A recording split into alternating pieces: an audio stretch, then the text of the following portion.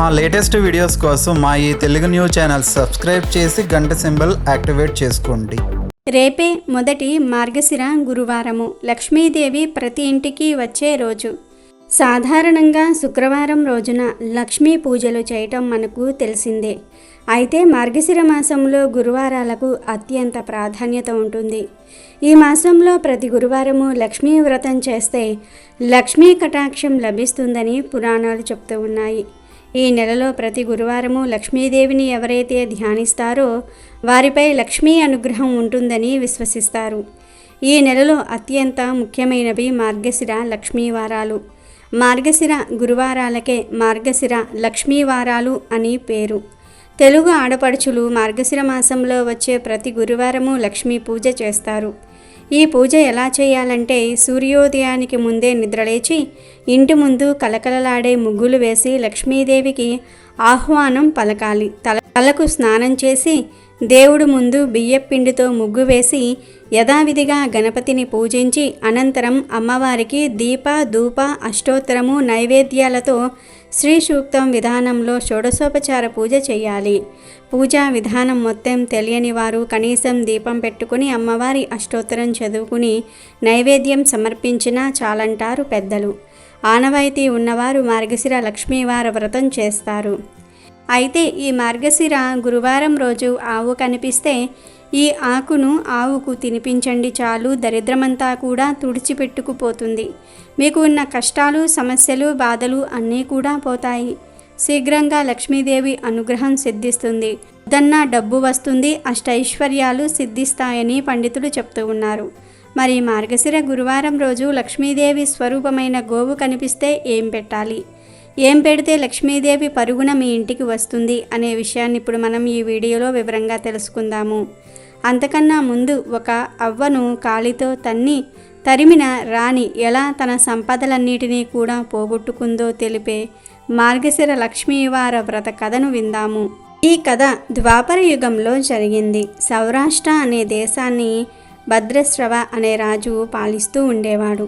ఆ రాజు మహా పరాక్రమవంతుడే కాక విద్వాన్ వేదాంతుడు. అతని భార్య పేరు సురత్ చంద్రిక. ఆమె మంచి సౌందర్యవతే కాక గొప్ప పతివ్రతగా పేరుగాంచింది. ఆ రాజు రాణికి 8 సంతానం కలరు. వారిలో 7 కుమారులు, 1 కుమార్తె. ఆ కుమార్తె పేరు శ్యామబాల. ఒకరోజు శ్రీ మహాలక్ష్మీదేవి తన మనసులో ఇలా అనుకుంది, నేను ఎప్పుడు ఆ రాజు ఇంట్లో వెలుస్తాను అని మనసులో అనుకుంది. తాను రాజింట్లో వెలిస్తే రాజే కాకుండా ప్రజలు కూడా భోగభాగ్యాలతో సుఖ సంతోషాలతో వర్ధిల్లుతారు. అదే ఒక దరిద్రుడి ఇంట వెలిసినచో ఆ ఒక్క కుటుంబమే భోగభాగ్యాదులతో ఉంటుందని ఆ శ్రీ మహాలక్ష్మి ఒక వృద్ధ బ్రాహ్మణ స్త్రీ రూపం దాల్చి భద్రశ్రవ మహారాజు కోట ద్వారం వద్దకు ప్రవేశించింది. తన చేతిలో కర్రను శబ్దం చేసుకుంటూ సింహద్వారం వద్దకు ప్రవేశించింది. ఆమెను చూసి ఒక దాసి ముందుకు వచ్చి, నీవు ఎవరువు, నీ పేరేమిటి, నీ నివాసం ఎక్కడ, నీవు ఎచ్చట నుండి వచ్చితివి, ఇక్కడికి ఎందుకు వచ్చితివి అని అడిగింది. అప్పుడు ఆ వృద్ధ బ్రాహ్మణ స్త్రీ రూపంలో ఉన్న శ్రీ మహాలక్ష్మీదేవి ఆ దాసిని చూసి, అమ్మా, నా పేరు కమల, నా భర్త పేరు భువనేశ్వర్, నేను ద్వారకలో నివాసం ఉంటాను. నీకొకటి చెప్తాను, జాగ్రత్తగా విను. నీ రాణి సురత్ చంద్రిక గత జన్మలో ఒక వైశ్యుని భార్య. ఆ వైశ్యుడు చాలా దారిద్ర్యంతో బాధపడుతూ ఉండేవాడు. అందువలన ఆ భార్యాభర్తలకు నిరంతరము తగాదాలతో సంసారం సాగుతూ ఉండేది. ఒకసారి గొడవ జరిగినప్పుడు ఆ వైశ్యుడు తన భార్యను గట్టిగా కొట్టాడు. ఆ బాధ భరించలేక ఆ వైశ్యుని భార్య ఇల్లు వదిలి ఆకలితో అడవికి వెళ్ళింది. అలా నడుచుకుంటూ వెళ్తూ ఉండగా శ్రీ మహాలక్ష్మికి ఆమెపై జాలి కలిగి ఆమె అడవికి ఏ కారణం చేత వచ్చానో అడిగింది. దానికి ఆ వైశ్యుని భార్య గతం అంతా కూడా ఆమెకు చెప్పింది. అందుకు ఆ తల్లి ఆ వైశ్యుని భార్యకు శ్రీ మార్గశిర లక్ష్మీవార వ్రతం ఉపదేశించింది. ఆ వైశ్యుని భార్య శ్రీ మహాలక్ష్మి ఉపదేశించిన వ్రతం యథాప్రకారం చేసింది. ఈ వ్రతం పూర్తయ్యేటప్పటికీ ఆమెకు సకల సంపదలు వచ్చాయి. తర్వాత ఆమె భర్త దగ్గరకు తిరిగి వెళ్ళి జరిగిందంతా కూడా చెప్పింది. అప్పుడు భర్త కూడా ఎంతో సంతోషించాడు. ఎన్నో సంవత్సరాలు ఆమె ఈ వ్రతం చేసింది. ఈ వ్రతం చేసిన వాళ్ళు అందరూ కూడా సుఖ సంతోషాలతో ఉన్నారు.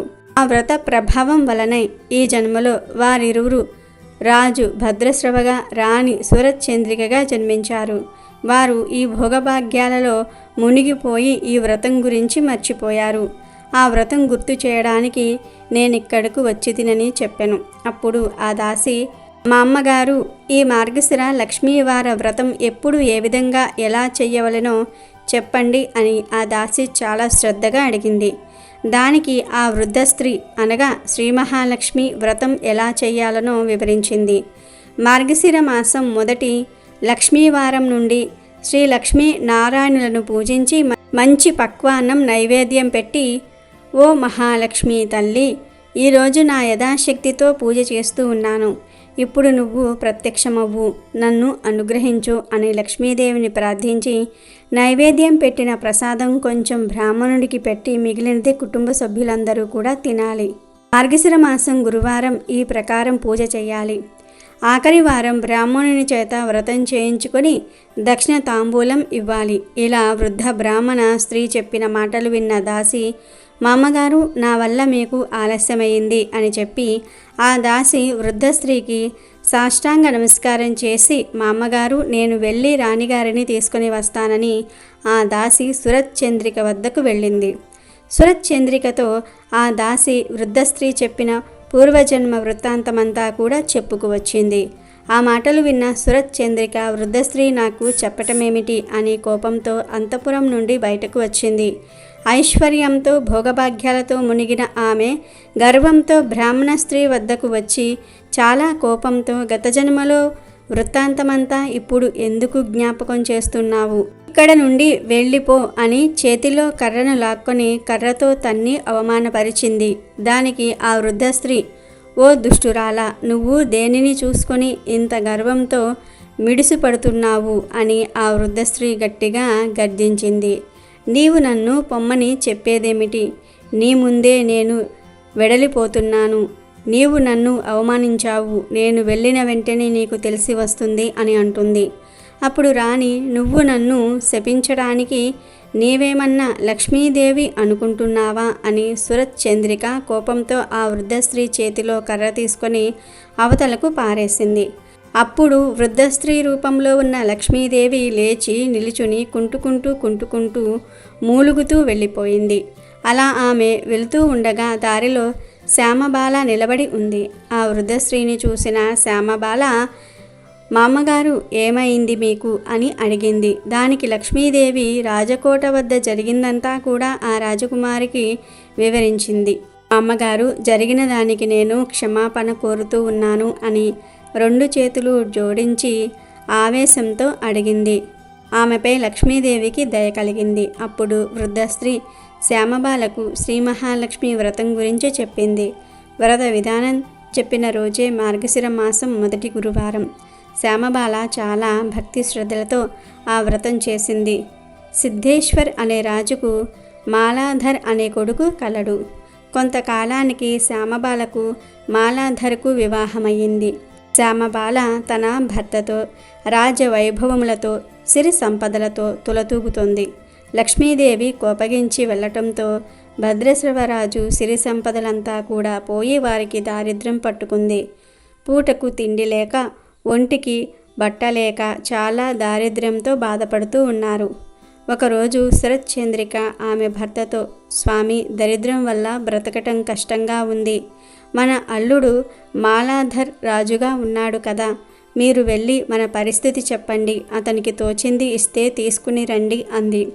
సురత్ చంద్రిక అన్న మాటలు భద్రశ్రవకు నచ్చాయి. మరునాడే అతడు అల్లుడి రాజ్యానికి పయనమయ్యాడు. అతడు దారిలో ఒక నది ఒడ్డున ఆగి విశ్రాంతి తీసుకున్నాడు. అక్కడికి నీరు తీసుకొని పోవుటకు వచ్చిన శ్యామబాల దాసీలకు భద్రశ్రవ కనిపించాడు. ఆ దాసికి అతని ముఖం చూస్తే రాజులాగా, వేషం చూస్తే బికారిలాగా అనిపించింది. మీరు ఎవరు, ఎక్కడి నుండి వచ్చారు అని అడిగింది. దానికి అతడు, ఒకప్పుడు నేను సౌరాష్ట్ర దేశపు రాజు భద్రశ్రవణ్ణి అని చాలా కష్టంతో అన్నాడు. అప్పుడు ఆ దాసి, అయ్యో భద్రశ్రవ అంటే ఇతడు మా శ్యామబాల రాణిగారి తండ్రి అని పరుగున వెళ్ళి శ్యామబాలకు చెప్పింది. శ్యామబాల వెంటనే దాసితో వస్త్రాలు, నగలు, ఒక గుర్రం ఇచ్చి తన తండ్రిని సకల మర్యాదలతో తీసుకురమ్మని ఆజ్ఞ ఇచ్చింది. శ్యామబాల తన తండ్రికి పంచభక్ష పరమాన్నాలతో భోజనం పెట్టింది. సకల మర్యాదలు చేసింది. తండ్రి వెళ్ళేటప్పుడు ఒక బిందె నిండా ధనం ఇచ్చింది. ఆ రాజు ఆ బిందె నిండా ధనం తీసుకుని తన దేశం వచ్చేశాడు. ఇదిగో నీ కుమార్తె బిందె నిండా ధనం ఇచ్చిందని శరత్ చంద్రికను పిలిచాడు. ఆమె ఆ బిందె మూత తీసి తొంగి చూసింది. శరత్ చంద్రిక ముఖం నల్లబడింది. బిందెలోని ధనమంతా బొగ్గులాగా మారాయి. లక్ష్మీదేవి కోపం వల్ల అలా జరిగింది. కొన్ని రోజుల తర్వాత శరత్ చంద్రిక తన కూతురు ఇంటికి వెళ్ళింది. ఆ రోజు మార్గశిర మాసంలో 3వ గురువారం అయిపోయి 4వ గురువారం. శ్యామబాల ప్రతి గురువారము ఏ విధంగా పూజ చేసిందో ఆ గురువారం కూడా అదే విధంగా పూజ చేసింది. తన తల్లిని ఎంతో బ్రతిమాలి ఆమె చేత కూడా ఈ వ్రతం చేయించింది. వ్రతమయ్యాక తిరిగి తల్లిని పంపించింది. శరత్ చంద్రిక తన రాజ్యానికి వచ్చేటప్పటికి ఆమెకు పోయిన ఐశ్వర్యమంతా కూడా వచ్చింది. లక్ష్మీ వ్రతం చేయటం వల్ల అలా జరిగింది.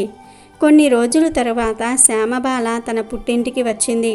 తన కూతురు తండ్రికి ధనానికి బదులు బొగ్గులు ఇచ్చింది. మనకేమీ ఇవ్వలేదన్న కోపం శరత్ చంద్రిక మనసులో పెట్టుకుంది. దాంతో శ్యామబాలను ఎలా ఉన్నావని కూడా ఎవ్వరూ అడగలేదు. అందుకు ఆమెకు అవమానంగా అనిపించింది. అప్పుడు శ్యామబాల తన తల్లిపై కోపగించకుండా పుట్టింటి నుండి చిటికెడు ఉప్పు తీసుకుని వెళ్ళింది. ఈ పుట్టింట దగ్గర నుండి ఏమి తీసుకువచ్చావని శ్యామబాల భర్త అయినటువంటి మాలాధర్ అడిగాడు. రాజ్యసారం తీసుకువచ్చానని నవ్వుతో చెప్పింది. ఏది ఎక్కడ రాజ్యసారం అని అడిగాడు బాలాధర్. ఆగండి, కంగారు పడకండి అంది శ్యామబాల. ఆ రోజు ఆమె ఏ పదార్థం వండినా అందులో ఉప్పు లేకుండా తయారు చేయించింది. మాలాధర్ భోజనంకు కూర్చున్నాడు. ఉప్పు లేకుండా చప్పగా అతనికి తినబుద్ధి కావటం లేదు. ఆమె కంచంలోని పదార్థంలో కాస్త ఉప్పు వేసింది. ఆ పదార్థంలో ఉప్పు వేయటంతో ఎంతో రుచిగా ఉంది. అప్పుడు శ్యామబాల, ఇదే నేను పుట్టింటి నుండి తీసుకువచ్చిన రాజ్యసారం అని భర్తకు చెప్పింది. శ్యామబాల భర్తకు ఆ మాట నచ్చింది. ఆ ఇద్దరు ఎంతో సంతోషంతో భోజనం చేశారు. ఈ విధంగా లక్ష్మీ వ్రతం చేసుకున్న వారికి లక్ష్మీదేవి కటాక్షిస్తుంది. ఈ వ్రతం చేసిన వారికి సుఖ వైభవము, మనశ్శాంతి లభిస్తుంది. ఒకవేళ ధనం వచ్చినా గర్వం ఉండకూడదు. లక్ష్మీ వ్రతం చేయటం మర్చిపోకూడదు. ఈ వ్రతం చేసుకుంటే ఆ రాజు రాణిలాగే అందరూ కూడా సుఖంగా ఉంటారు. ఈ వ్రత కథ విన్న వారికి దుఃఖ దారిద్ర్యాలు తొలగి దీర్ఘాయువు, ఆరోగ్యాది సంతతి లభించి మనసులో గల సకల కోరికలు తీరిపోతాయి. ఇక వీడియోలోకి వస్తే, మార్గశిర లక్ష్మీవారం రోజు మీరు పూజలు, వ్రతాలు ఏమీ చేయలేకపోయినా సరే కనీసం లక్ష్మీదేవి స్వరూపమైన గోమాతకు ఇది ఒక్కటి పెడితే చాలు, దరిద్రమంతా కూడా పోతుంది. లక్ష్మీదేవి అనుగ్రహంతో సకల సంపదలు, సకల ఐశ్వర్యాలు సిద్ధిస్తాయని పండితులు చెప్తూ ఉన్నారు. సాధారణంగా ఈ రోజుల్లో ఎక్కడ పెడితే అక్కడ ఆవులు కనిపిస్తూ ఉన్నాయి. రోడ్ల మీద, ఇళ్ల దగ్గరలో కూడా ఆవులు తిరుగుతూ ఉంటాయి కదా. ఇలా మీకు ఎక్కడైనా సరే ఆవు కనిపిస్తే ఆ ఆవుకు పాలకూర ఆకులను మరియు బెల్లాన్ని కలిపి తినిపించండి. మీకు ఆవులు కనిపించకపోతే గోశాల దగ్గరకు వెళ్ళి కానీ, లేదా మీ ఇంటి దగ్గరలో ఎవరైనా ఆవును పెంచుకుంటే ఆ ఆవు దగ్గరకు వెళ్ళి కానీ పాలకూర బెల్లాన్ని తినిపించండి.